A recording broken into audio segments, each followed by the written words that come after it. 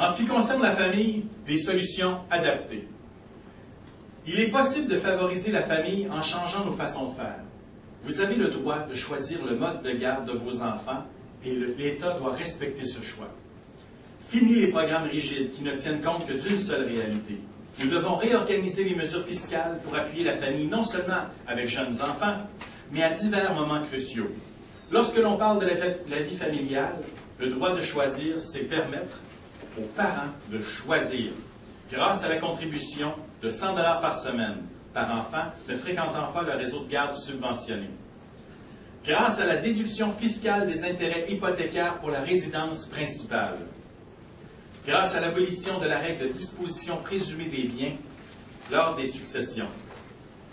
L'étalement de la rente de la RRQ de façon à moduler le revenu des pensions en fonction des phases d'activité des retraités. L'impact financier sur le régime devra être nul. En matière d'économie, libérer et stimuler l'initiative. Il est possible de stimuler l'initiative individuelle et l'économie en cessant de taxer la productivité, les salaires, les bénéfices, les gains en capital, et en mettant en place un régime fiscal qui serait neutre pour le contribuable, mais positif pour l'investisseur et l'entrepreneur. Le même montant serait perçu par le gouvernement qui tirerait une plus grande part de ses revenus de la consommation. Parce que nos PME sont le cœur de notre économie, nous devons faciliter leur démarrage, leur exploitation et leur rentabilité. L'État ne doit pas être un frein ou un obstacle au développement du Québec en matière d'économie. Et en matière d'économie, le droit de choisir, c'est rendre la fiscalité plus stimulante pour l'investisseur, simplifier les diverses réglementations pour une meilleure compétitivité du Québec, instaurer des fonds sectoriels pour soutenir la culture, l'agriculture et l'environnement, proposer un vote secret pour l'accréditation syndicale afin d'en améliorer la démocratie, instaurer une gestion réfléchie des finances publiques et poser des questions sur la façon de gérer l'État. Qui doit offrir le service, pour qui, pourquoi et à quel coût. En matière d'environnement, un effort national de recherche scientifique en technologie environnementale.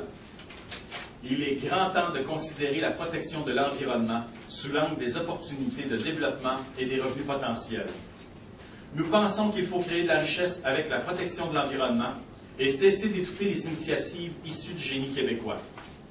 Élargir le mandat d'Hydro-Québec au développement des énergies nouvelles. On parle d'énergie solaire, éolienne et autres. Se doter d'une agence de l'environnement autonome pour gérer plus efficacement l'émission des permis environnementaux et le suivi sur le respect des normes établies. Fixer une redevance sur l'eau en fonction du volume extrait. Encourager et financer l'implantation de technologies vertes, le biogaz à partir des lisiers, les éoliennes domestiques et capteurs solaires. Favoriser l'installation de géothermie résidentielle par un crédit d'impôt au forage. Revoir les transports sous l'angle de l'environnement. Exemple, le cabotage sur le fleuve. Accélérer le lien ferroviaire dans le corridor Québec-Windsor et développer les transports collectifs. En matière de gouvernance, la volonté d'agir, le pouvoir de faire. Depuis trop longtemps, le Québec vit sans véritable débat. Il faut y mettre fin et placer le Québec au diapason des meilleures pratiques de gouvernance de la planète. Pour insuffler un nouveau dynamisme à la démocratie québécoise, la mise en place d'un Conseil économique, social et environnemental sera un premier geste réel et concret.